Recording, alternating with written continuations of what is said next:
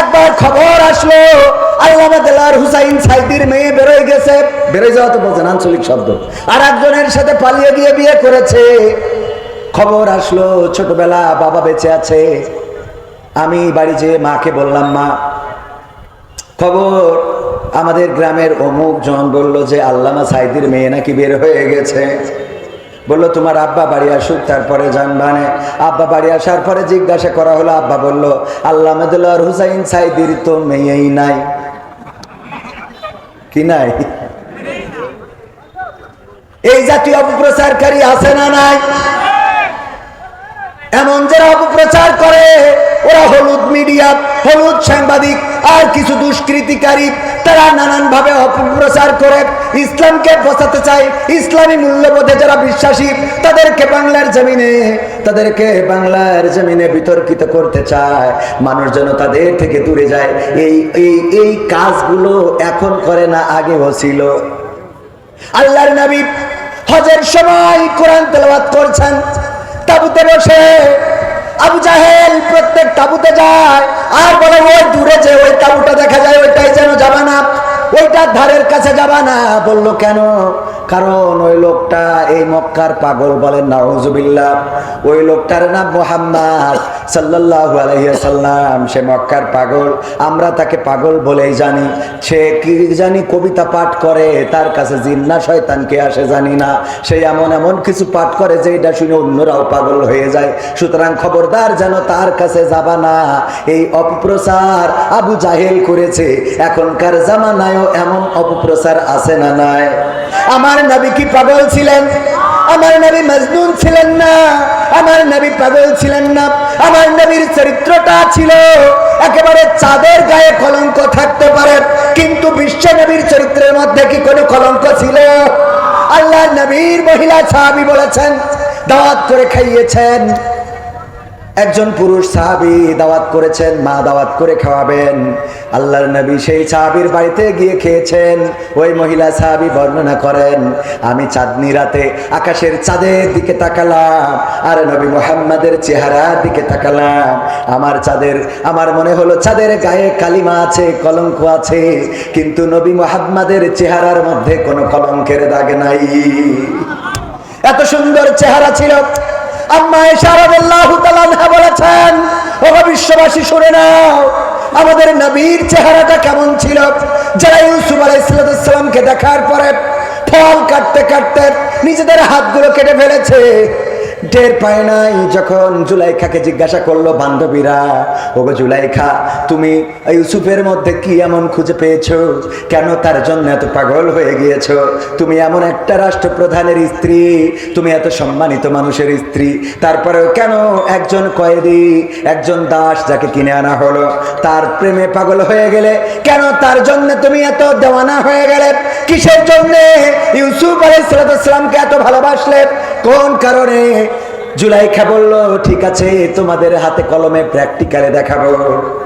ডেকে আনার পরে ফল দিল সবার হাতে আর ছুরি দিল। তারপরে ইউসুফ আলাইহিস সালামকে কারাগার থেকে বের করে এনে সামনে চেয়ারে বসিয়ে দিল আর বলল, ফলগুলো কাটো। ফলগুলো কাটতে কাটতে কাটতে কাটতে কাটতে নিজেদের হাতগুলো কেটে টপ টপ টপ টপ করে রক্ত ঝরিয়ে ফেলেছে, টের পায় নাই। বলল, ওগো আমার বান্ধবীরা, ওগো সখীরা, তোমরা জানো নাকি আপেল শেষ হয়ে গেছে, এখন আঙ্গুল কাটা ধরেছ। ও তাকিয়ে দেখে, আহারে সত্যিই তো তাই, কখন আঙ্গুল কেটে ফেলেছে চেহারার দিকে তাকিয়ে টের পায় নাই। আম্মা আয়েশা রাদিয়াল্লাহু তাআলা আনহা বলেন, ওগো বিশ্ববাসী শুনে নাও, আমার নবীর চেহারাটা এত সুন্দর ছিল। যারা সেই জামানায় আপেল কাটতে কাটতে নিজেদের আঙ্গুল কেটেছে, ওই মেয়েগুলো যদি আমার নবীকে দেখতো তাইলে আপেল কাটতে কাটতে আঙ্গুল নয় কলিজাটা কেটে ফেলতো, তারপরেও তারা টের পাইতো না। রাসূল নামে কে এলো মদিনায়, রাসূল নামে ওরে আকাশের চন্দ্র কেড়ে, ওরে আকাশের চন্দ্র কেড়ে এলেন দুনিয়া। রাসূল নামে কে এলো মদিনায় রাসূল নামে আমি দেখি নাই শুনি নাই কথা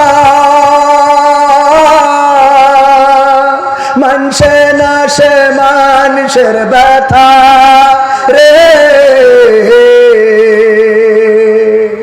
আমি দেখি নাই শুনি নাই কথা মানসে না সে মানুষের ব্যথা রে ওরে এমন রদির কথা ওরে এমন রদির কথা শুনলে পরাণ ও জুড়াই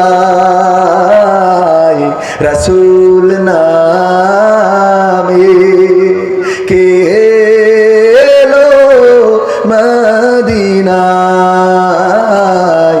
রাসূল নামে ও তার গলেতে তসবির মালা কে চলে ওই কামলিওয়ালা রে ও তার গলেতে তসবির মালা কে চলে ওই কামলিওয়ালা রে ওরে আমার বুকের দরগা তলা ওরে আমার বুকের দরগা তলা তার ডেকে নিয়ে আয় রাসূল নামে কে এলো মদিনায় রাসূল নামে মারহাবা বলা যাবে না? আসসালামু আলাইকুম। ওয়ালাইকুম আসসালাম। আশা করি ভালো আছেন। বর্তমান সামাজিক সমস্যার ভিতরে একটি বড় সমস্যা, সেটি হলো পরকীয়া। বিশেষ করে মহিলারা ছোট ছোট বাচ্চা রেখে অন্যের সাথে চলে যাচ্ছে। এর ফলে মা থাকতেও শিশুরা মাহারা হচ্ছে। শরীয়তে এই বিবাহের বিধান কি? আপনার কোথায় পরকীয়া বন্ধ হবে কিনা জানি না, তবে সমাজের সকল শ্রেণীর মানুষ সহ ওই নারী পুরুষ যাতে বুঝতে পারে তাদের কর্মের ফল কি, সবিনয় নিবেদন এই বিষয়ে সুস্পষ্ট আলোচনার জন্য, যাতে কোনো শিশু মা থাকতেও মা হারা না হয়। তো আমি চিঠি পড়ার আগেই তো ওই নিয়ে আলোচনা করছিলাম। হ্যাঁ, তাইলে সাবজেক্ট ঠিকই আছে। শরীয়তের বিধান কি সেটা আমার পরের বক্তা বলবেন। আবার এই নিয়ে যেন ওই সাতক্ষীরার মতো শুরু না হয়, কারণ আমি জানি কম বলিও, কথা কয় না, জানি কম বলিও কম, যতটুকু মানি ততটুকু বলার চেষ্টা করি। কারণ বলার সাথে মানার সাথে যদি মিল না থাকে অ্যাটাক করবেন কে? কথা কয় না, অ্যাটাক করবেন কে? আল্লাহ বলেছেন ইয়া আইয়ুহাল্লাযীনা আমানু লিমা তাকুলুনা মা লা তাফআলুন। ও ঈমানদারেরা, এমন কোন কথা বলো না যা তোমরা কাজে পরিণত করো। কাজে পরিণত যা করি না সেই কথা বলা যাবে। সেই কথা যদি বলি, আল্লাহ রাব্বুল আলামিন পরকালের ময়দানে আল্লাহর নবী সাল্লাল্লাহু আলাইহি ওয়াসাল্লাম বলেছেন, জিহ্বাটা টেনে ধরে আগুনের কেচি দিয়ে জিহ্বাটা কেটে দিবেন কি? আল্লাহ কেটে দিবেন, আল্লাহ ফেরেশতা দিয়ে কাটিয়ে দিবেন। ওগো আমার ভাইরা, পরকীয়া সামাজিক ব্যাধিতে রূপান্তরিত হয়েছে অনেক কারণ, তার মধ্যে অন্যতম কারণ শুধু নারীদের দোষ এটা বললে হবে না, পুরুষেরও দোষ আছে না নাই? আডা ওরাং ডুডুডি মালয়েশিয়া পাখায় ওরাং ইন্দুর আডা কাতাডা। মালয়েশিয়ায় যারা ছিল তারা বুঝতে পেরেছে না পারে নাই? হাত উঁচু করেন, হাত উঁচু করেন। হ্যাঁ, ভাইয়া ওরাং ডুডুডি Malaysia, ada orang pi Malaysia dia pakai orang Indun, pakai perempuan. Kalau sana pakai perempuan, dia pun pakai orang lain laki, betul kata betul. Malay ভাষায় বললাম, বুঝেছেন? মালয়েশিয়ায় যারা ছিল ট্রান্সলেশন করে দিই। বললাম এই দেশে থেকে যারা বিদেশে যায় অনেকে আছে, ওখানে যে নারী ব্যবহার করে, এমন আছে না নাই? ওখানে যে নারী ব্যবহার করবা আর তোমার বউ তাহাজ্জুদ পড়বে, এটা তুমি পাইছাও কোন কিতাবে? কথা কয় না। তুমি অন্যায় করে বেড়াবা, রাত জেগে চায়ের দোকানে বসে শাহরুখ খান, পরিমণি, নুরা লায়লা এইগুলো দেখে বেড়াবা, আর মনে করবা তোমার স্ত্রী যায় নামাজে বসে তসবিহ টানতেছে, সেটা হবে না।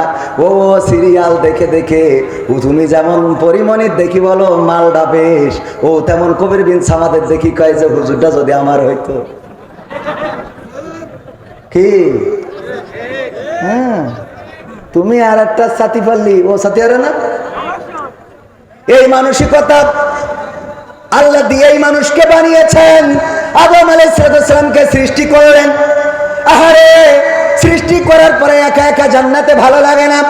আল্লাহ বুঝলেন আদম আলাইহিস সালামের মনটা খারাপ হয়ে যায়, সাথে সাথে হাওয়া আলাইহিস সালামকে সৃষ্টি করলেন।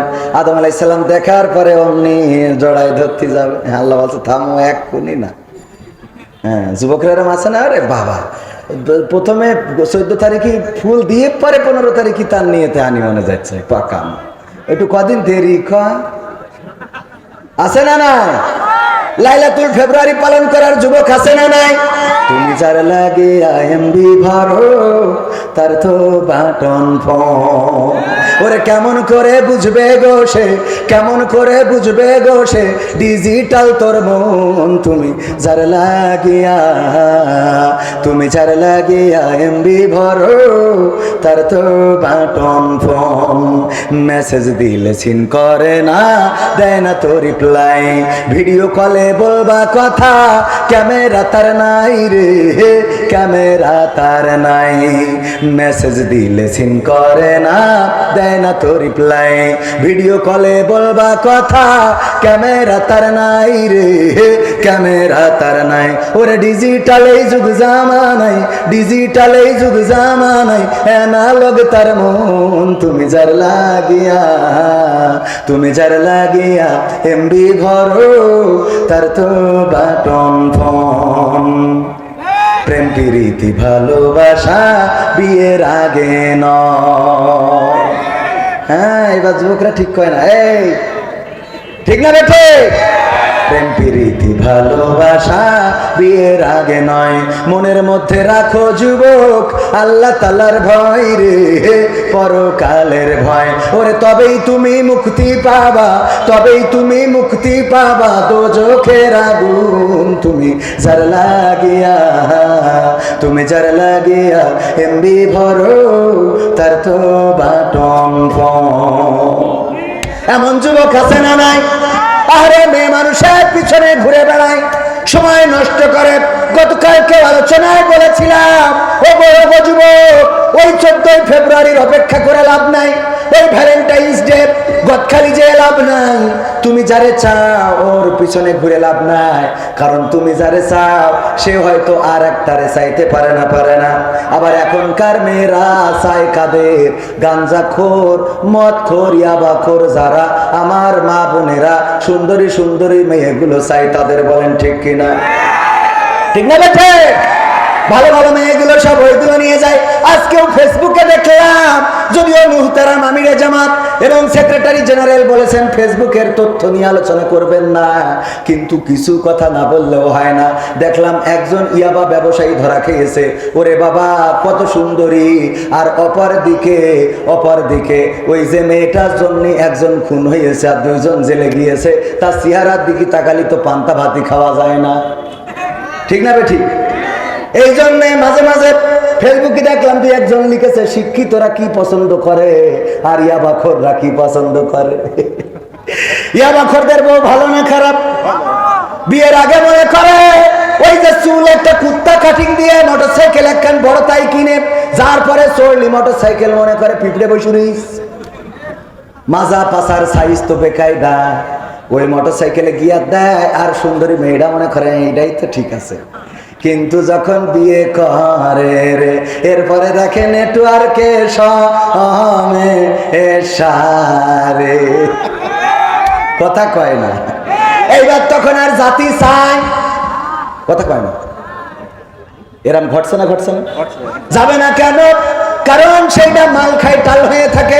এটা তো আগেও ছিল, এখনো আছে।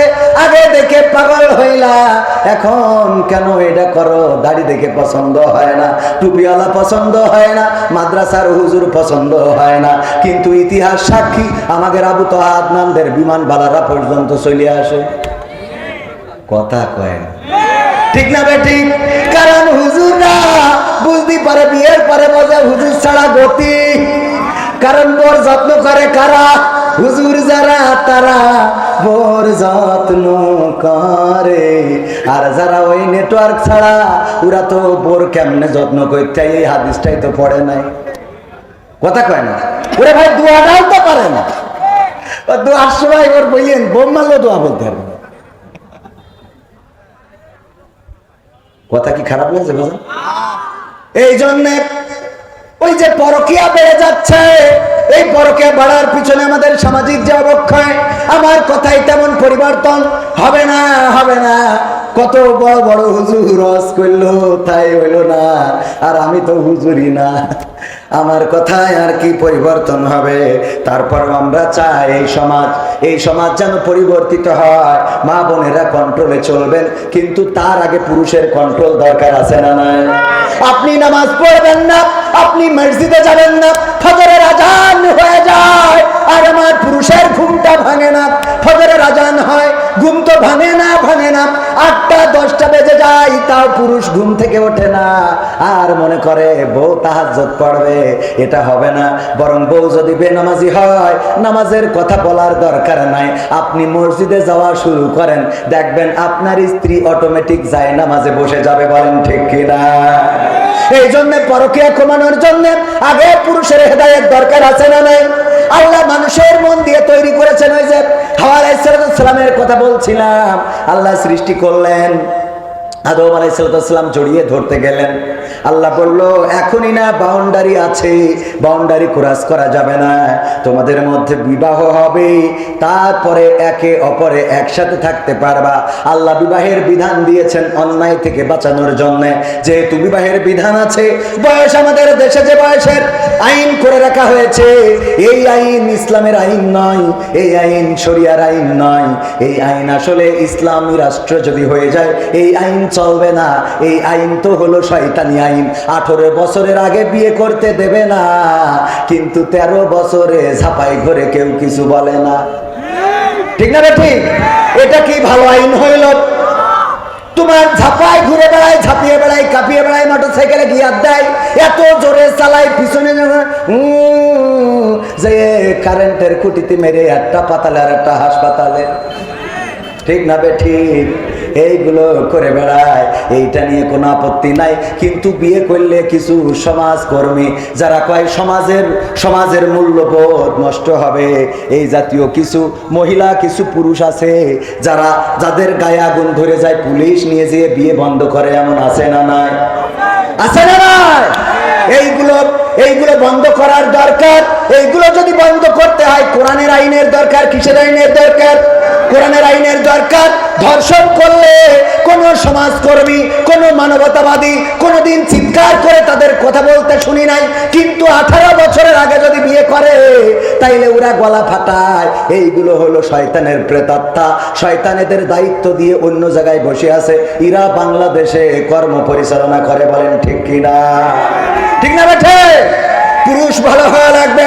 পরকীয়া থামানোর জন্য আমার পুরুষদেরকে দিনদার ইমানদার হতে হবে, আল্লাহওয়ালা হতে হবে, নামাজি হতে হবে, রোজাদার হতে হবে, দাড়িওয়ালা হতে হবে, টুপিওয়ালা হতে হবে, ঠাকুরের উপরে কাপড় পরতে হবে, পরের সম্পদ ফাঁকি দেওয়া যাবে না, চুরি করা যাবে না, মিথ্যা বলা যাবে না, মানুষের গালমন্দ করা যাবে না, গীবত করা যাবে না, পরনিন্দা করা যাবে না, পরচর্চা করা যাবে না, অন্যায় ভাবে কাউকে মারা যাবে না, অন্যায় কথা কাউকে শোনানো যাবে না। আল্লাহ রাব্বুল আলামিন এবং তার নবী যে আদর্শ দেখিয়ে দিয়েছেন, আল্লাহর হুকুম এবং রাসূলের আদর্শ অনুযায়ী যদি নিজেদেরকে গড়ে তুলতে পারেন, তাইলে অটোমেটিক আপনার নারীরাও ভালো হয়ে যাবে, সমাজটাও ভালো হয়ে যাবে। বলেন ঠিক কিনা? মা বাবা যদি নামাজি হয়, সন্তান 5টার মধ্যে 1টা, হ্যাঁ 2টা, খারাপ হতে পারে, কিন্তু 3টা নামাজি হবে, ম্যাক্সিমাম ভালো হবে। কি মাম, ঠিক না বেঠিক? মা বাবা যদি নামাজি হয়, সন্তান হয়তো 1টা 2টা, আল্লাহ গোমরা করতেও পারে। হেদায়েত কার কাছে? আল্লাহ নূহ আলাইহিস সালামের সন্তান কেনানকে হেদায়েত দেয় নাই। পিতা নবী, মানুষের কল্যাণের জন্য কাজ করেছে, কিন্তু নিজের স্ত্রী সন্তানকে ফেরাতে পারে নাই। আল্লাহ হেদায়েত না দিলে হবে নাকি? হবে। লূত আলাইহিস সালাম পারেন নাই স্ত্রীকে হেদায়েতের আলো তার হৃদয়ে প্রজ্বলিত করতে, কিন্তু ফেরাউন এত জাহেল, এত বড়, এই পৃথিবীর মধ্যে মানুষ নানান কিছু দাবি করে, ক্ষমতার চেয়ারটা রাখতে চায়, কিন্তু ফিরাউন এমন একজন ছিল যে আল্লাহর চেয়ারটা ধরে টান দিছিল, বলেন নাউজুবিল্লাহ। আর সেই ফেরাউনের স্ত্রী আসিয়া আলাইহিস সালামকে আল্লাহ হেদায়েতের নূর প্রজ্বলিত করে দিলেন, মৃত্যুকে বরণ করেছে, কিন্তু আল্লাহর পথ থেকে চুল পরিমাণ সরে যায় নাই, বলেন ঠিক কিনা? এই জন্য আল্লাহ যার হেদায়েত করবে সেটা ভিন্ন কথা, আল্লাহ যার গোমরাহ করবে সেটা ভিন্ন কথা। কিন্তু পিতামাতা যদি ভালো হয়, সন্তানও ভালো হবে। যেই সন্তানকে ফজরের নামাজের সময় ডাকলে মা বাবা বলতো ওর পরীক্ষা, সকালবেলা স্কুল, এখন মসজিদে যেতে পারবে না, ওই সন্তান বড় হয়ে মাদকাসক্ত হবে। এইটাই তো স্বাভাবিক, কারণ যেই সময় মানুষ বানানোর দরকার ছিল সেই সময় মানুষ বানাতে দেওয়া নাই। যখন তার কোরআনের আন্দোলনে নিয়ে যেতে চাওয়া হয়, যখন তার কোরআনের কর্মী বানাতে চাওয়া হয়, তখন বলে আমার সন্তানের দিয়ে রাজনীতি করাবো। এবার ও ইয়াবা নীতি করে বেড়ায়, কথা কয় না, ঠিক না বেঠে? আদর্শবান চরিত্রবান যদি খোঁজেন, দেখবেন দাড়িওয়ালা, টুপিওয়ালা, ইসলামিস্ট যারা, কোরআনের কর্মী যারা, দিনের খাদেম যারা, 2-1 জন 2-5 জন শয়তানের ওয়াসওয়াসায় পড়তে পারে না, কথা কয় না। একেবারে 100 কি ভালো, হয়তো একটা দেখাবেন যে ভাই অমুক হুজুর তো এই করেছে, এরম আছে না? 2-1টা তো শয়তানের গোমরায়, শয়তানের ওয়াসওয়াসায় পড়বে। শয়তানের তো কাজ দিয়ে আল্লাহ পাঠাইতেছে, ঠিক না বেঠিক? শয়তানের কাজ দিয়েছে না যে তুই যে ইতে ই কর।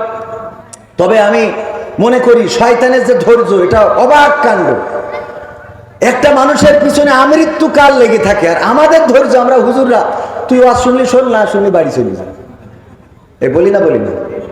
কিন্তু শয়তান কোনোদিন বলে নাই যে আমার গান শুনলি শোনো, না শুনলি চলে যাও, এটা বলে না। শয়তান সকালবেলা থেকে শুরু করে ইশারে নামাজ পর্যন্ত আপনার পিছনে লেগে থাকে, যে যেন মসজিদে না যেতে পারেন, যেন নামাজে জামাতে নামাজ না পড়তে পারেন, কোরআন যেন না পড়তে পারেন।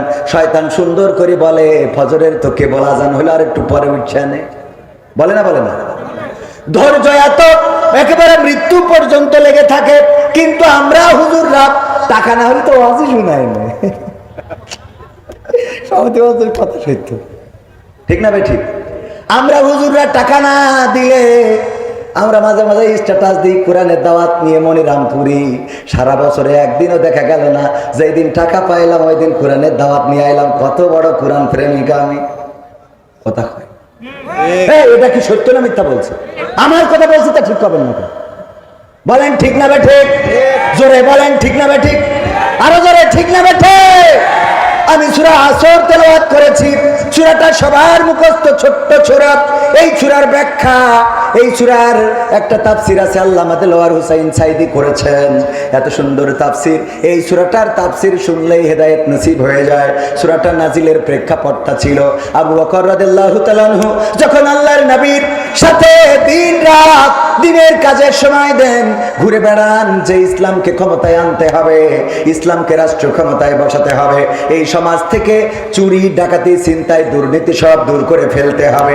এর জন্য নবীর পিছনে যখন মেহনত করতেন তখন কাফেরেরা বলল, আবু বকর তুমি তো ক্ষতিগ্রস্তের মধ্যে পড়ে গেছো, তুমি যতদিন নবী মুহাম্মাদের সাথে ছিলে না সাল্লাল্লাহু আলাইহি সাল্লাম, তার সাথে যতদিন ছিলে না ততদিন তুমি ভালো ছিলে, তোমার তো দিনকাল ভালো চলতো, তোমার ব্যবসা বাণিজ্য ছিল ভালো, তুমি ঠিকমতো দোকান খুলতে পারতে, তুমি ঠিকমতো ব্যবসা বাণিজ্য দেখাশোনা করে সংসারটা চালাতে পারতে। কিন্তু নবী মুহাম্মাদের সাথে ঘোরা ধরে তোমার তো এখন সংসারটাও ঠিকমতো চলে না, এখন তোমার টাকা পয়সা তেমন নাই, এখন তুমি মধ্যবিত্ত থেকে গরিব হয়ে যাচ্ছ। ওগো বাবা আবু বকর, তুমি তো নবী মুহাম্মাদের পিছনে যাওয়ার কারণে ক্ষতিগ্রস্তের মধ্যে পড়ে গেছো। এই কথা যখন আবু বকর রাদিয়াল্লাহু তাআলা আনহুকে বলল, বিশ্ব নবীর কান পর্যন্ত পৌঁছালো। আল্লাহ রাব্বুল আলামিন সূরা আসর নাজিল করে দিয়ে বললেন, ওগো পৃথিবীবাসী শুনে নাও, সময়ের কসম করে বলি, শুধু আবু বকর নয়, প্রতিটা মানুষ ক্ষতিগ্রস্তের মধ্যে রয়েছে। শুধু আবু বকর রাদিয়াল্লাহু তাআলা আনহু নয়, প্রতিটা মানুষ ক্ষতিগ্রস্তের মধ্যে রয়েছে। সব মানুষ ক্ষতিগ্রস্তের মধ্যে রয়েছে, শুধু সেই মানুষগুলো বাদে। কোন মানুষগুলো? ইল্লাল্লাযীনা আমানু, যারা ঈমান এনেছে, ওয়া আমিলুস সলিহাত, এবং আমলে সলেহ করেছে, ভালো কাজ করেছে। তারপরে ওয়া তাওয়াসাউ বিল হক, এবং হকের নির্দেশ দিয়েছে, এবং কি করেছে? ধৈর্যের উপদেশ দিয়েছে। এই চারটা কাজ যারা করেছে তারা ক্ষতিগ্রস্ত থেকে বেঁচে গেছে। ঈমানের বিষয়ে আমরা সবাই জানি না? জানি না? জানি না? জানি না? ঈমান আমাদের আছে না নাই? আল্লাহর প্রতি ঈমান আছে না নাই? ওয়ামিনান নাসি মান ইয়াকুলু আমান্না বিল্লাহি ওয়া বিল ইয়াউমিল আখির ওয়া মা হুম বিমুমিনিন। আমার আল্লাহ বলছেন, মানুষের মধ্যে এমন অনেক লোক আছে যারা বলে আমরা ঈমান এনেছি আল্লাহর প্রতি এবং পরকালের প্রতি, কিন্তু আদতে তারা ঈমানদার নয়।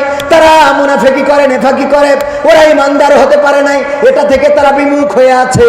এখন বলেন, আমরা বলে ঈমানদার, আর আল্লাহ বলে, ওরা মুখে বলে, আসলে বাস্তবতায় নাই। কার কথা সত্য, আমাদের না আল্লাহর? কার কথা সত্য?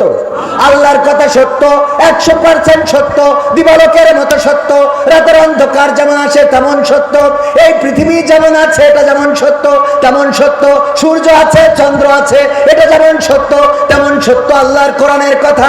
আল্লাহ বললেন, মানুষের মধ্যে এমন অনেক লোক আছে যারা মুখে বলে আমরা আল্লাহকে বিশ্বাস করি, পরকালকে বিশ্বাস করি, অথচ তারা মুখে বিশ্বাস করে, মুখে বলে, অন্তরে বিশ্বাস করে না, বিশ্বাস পোষণ করে না।